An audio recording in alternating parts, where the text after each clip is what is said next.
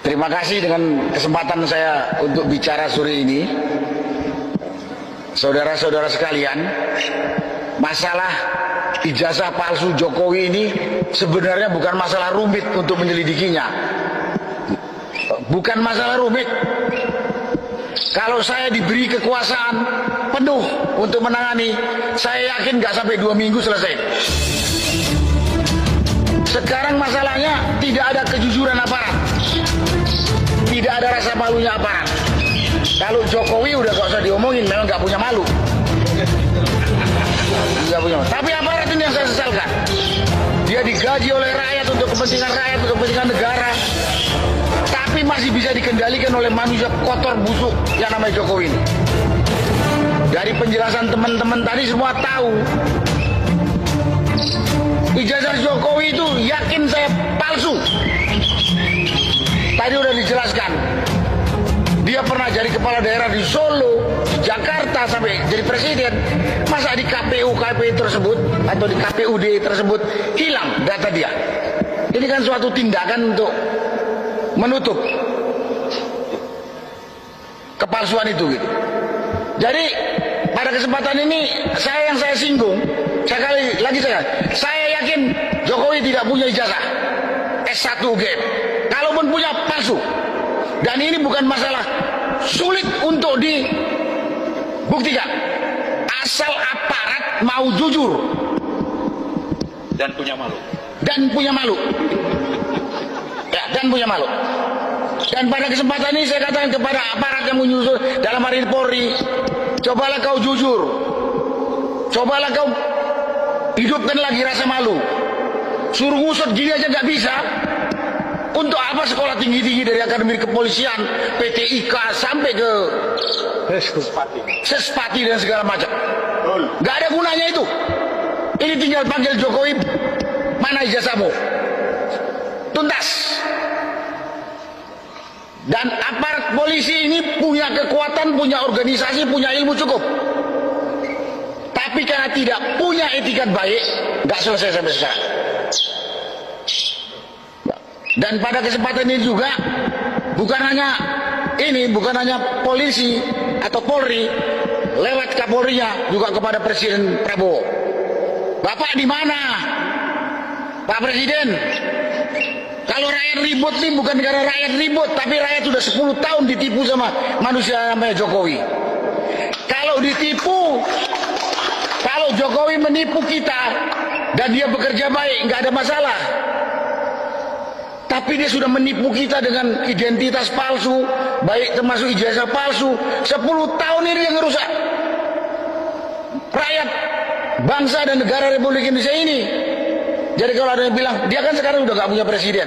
Oh, dia harus bertanggungjawabkan kerusakan yang telah dibuat selama 10 tahun. Dia harus bertanggungjawabkan itu. Dan sekarang yang berkuasa adalah Pak Presiden Prabowo. Bapak di mana? Gak dengar ini?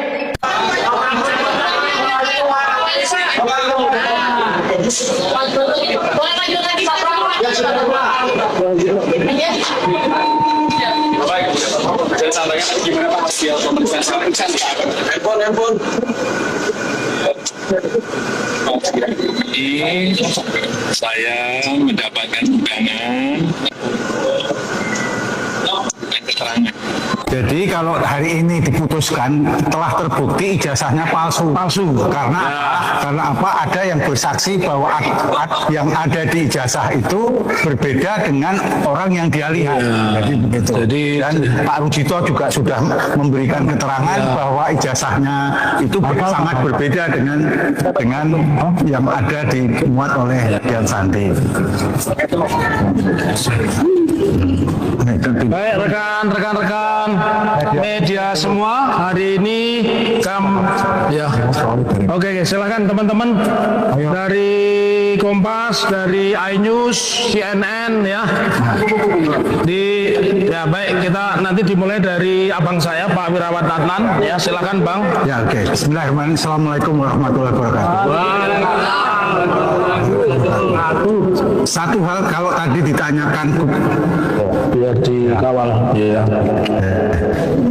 Oke, gugatan si LSI yang ke-1 ingin membuktikan apakah ijazah yang dimuat oleh Dian Sandi itu asli atau palsu.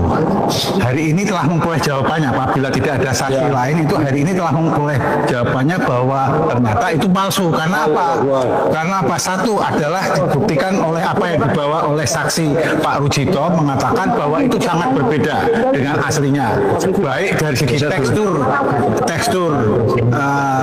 Pak Gurusyono masuk, Pak Gurusyono biar dan juga telah disaksikan. Juga telah disaksikan oleh saksi utama saksi utama kita adalah king witness kita hari ini yang mengatakan bahwa apa yang dilihat secara langsung Pak Jokowi dengan apa yang ada di ijazah itu sangat berbeda orangnya. Baik wajahnya, bibirnya, telinganya, hidungnya, giginya semua berbeda. Sehingga bukan orang yang sama. Tujuan kami menggugat adalah supaya membuktikan apakah ini palsu atau asli. Hari ini telah terbukti bahwa berdasarkan kesaksian berdua adalah palsu. Apabila gitu. Dan kemudian jangan lupa polisi juga kita gugat hari ini juga tidak bisa menunjukkan yang disitanya tidak bisa ditunjukkan. Sebetulnya kan tidak kesulitan apabila tergugat satu yang diwakil tergugat satu Pak Jokowi itu adalah mengatakan masih pinjam ke polisi. Lah polisinya kan ada di sebelahnya sebagai tergugat 4 seharusnya kan mudah untuk diserahkan gitu ya. Jadi menurut kami adalah mengapa polisi kami gugat supaya tergugat satu tidak berkelit bahwa yang dokumennya itu sedang disita oleh polisi. Harus berbeda barang bukti dengan barang titipan. Ya, monggo Pak Ugaja.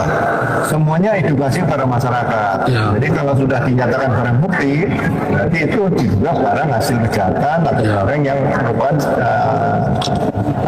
diduga dilakukan untuk melakukan kejahatan.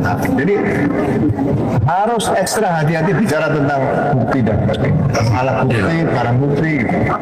Jadi sangat sensitif lah. Ini pengacara raja konten kata Rismon. Ini teman saya yang paling baik. Tetapi ketika belok dia tidak ngomong.